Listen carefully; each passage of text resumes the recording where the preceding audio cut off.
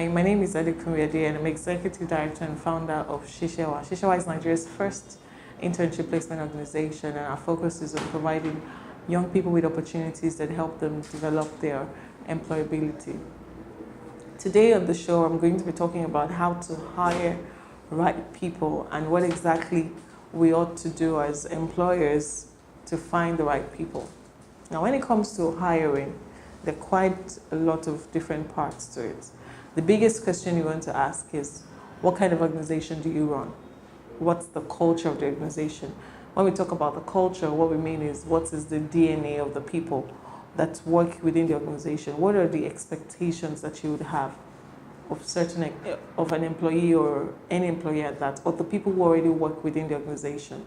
Now, if you do not understand what the culture of the organization is, there's a very strong likelihood that you're going to hire the wrong person, because it's just like putting fish on land.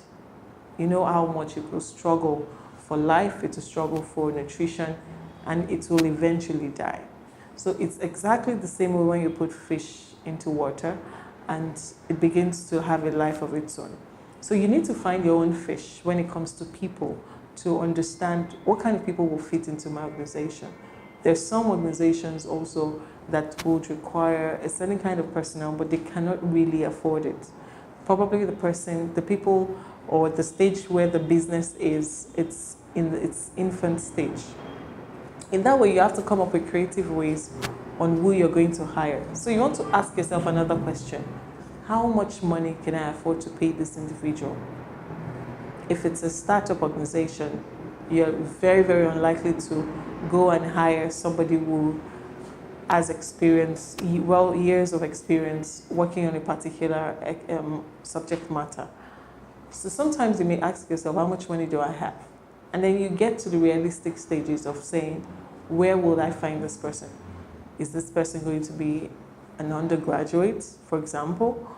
Will they need to work part-time to be able to cover the cost of what it is I want to work with? So sometimes we make unrealistic expectations about people, but we do not quite understand that these people need to be experts in their field. Okay, so that's another thing you should consider. Check the DNA of the organization, which is a culture. Another thing you should do is, how much are you going to pay the employee?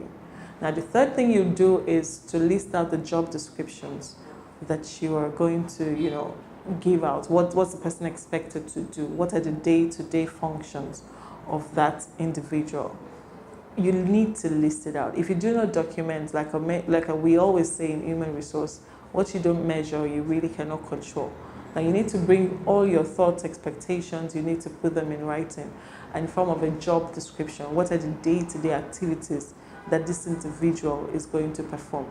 Now, when you identify what their job or day-to-day activities are, you're able to determine who is going to fit the role. Now, when you look at the culture of the organization, how much money the person is going to make, and the job descriptions, you begin to see clearly what it is you're getting yourself into. Now, after you've done all of these things, you need to ask yourself these questions. What kind of qualifications will be required? What's the job description? What's the money? What's the culture? Which kind of person will I require? Will the person be an OND graduate, an undergraduate like I mentioned earlier, or must the person have a BSc? What's the background? Should it be in sciences, administration, whatever it is, you are the one who is going to determine this. Now, if you've consistently written down everything that I've mentioned and you followed all the steps I said earlier, you'd realize that the job becomes a lot more easier for you. Now, after you've put all of these things together, the next stage is for you to ask yourself, how will I find this person? What kind of culture, how will I be able to determine when I meet this person? Is it through a test, or is it through a formal interview? Or if maybe I want somebody who can work well in a team, maybe I'm looking for a supervisor, what innovative ways can I use in finding this person? Sometimes you may need to do this through a hiring process. You know what I mean by an hiring process, where you begin to start the process where there may be a testing place. Question is, what are you going to test?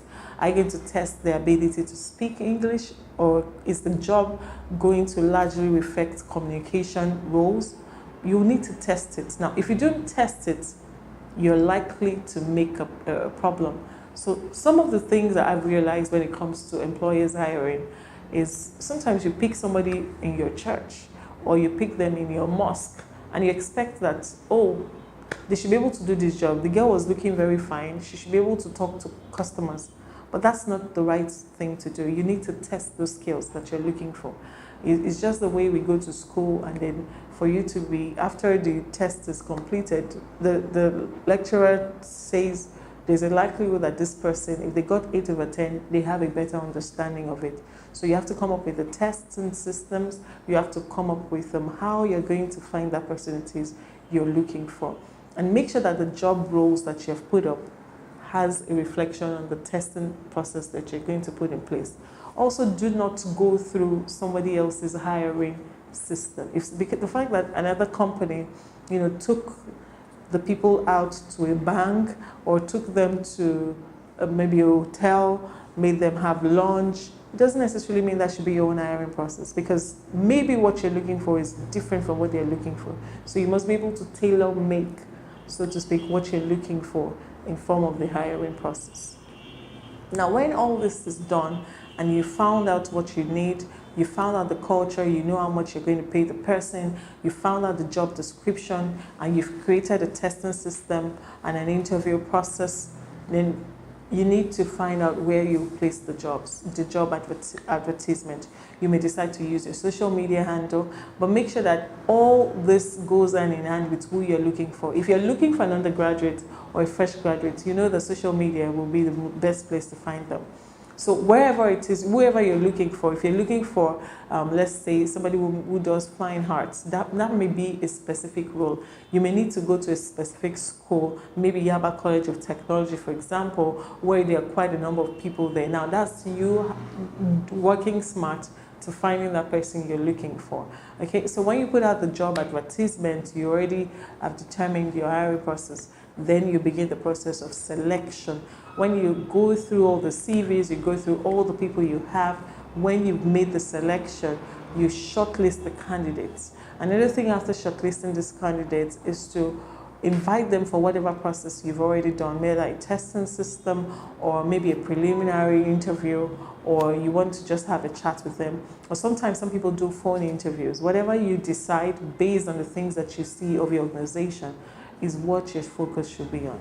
Now, when you've completed all of these processes, you've found the right people, you then, when you finish the interview process, that's when you begin the process of having a conversation with them. The people you finally selected, you must, at the interview stage, have a conversation with them about the job description, what the expectation is, about the salary. All this must be done before they resume work. Now, the reason why this is this way is to ensure that everybody is on the same page. There's something we call a psychological contract, sometimes where we have expectations of our employees, but we do not communicate it to them. I've struggled with this in my own business as well. We expect them to be able to do A, B, C, D, E, but we haven't communicated it to them. It's really like a relationship. When you're not communicating well, the outcome can be really sore. So you need to communicate these expectations. What are their benefits? What are the things they would enjoy if they started to work with you? What's the culture of the organization? This is the way you want them to dress. You need to put everything there, such that if they're willing to work with you, they're able to say, yes, I accept your terms and conditions, and then we'll begin to talk about it. Now, when all this is done, the first day they resume, you want to ensure that you properly induct them. You tell them clearly how they're welcome into the organization. You take them through everything that they need to know through an employee handbook. If you do not have one, that's something you should consider having. Rules and regulations that govern the organization. You should train them on what their job functions will be. If the job requires a specific kind of training, it's important that you prepare the people you've hired with the appropriate or right skills that are required for those jobs. Now, when you've done all of these things, you've taken them through this induction process, orientation at work, now you can really feel what it is, the work that they're doing is. You can, make sure you're There's a key performance index that you use to measure how good they're doing. I'm sure that once you've done all of these things, you'll be on the right track to finding the best people for your organization.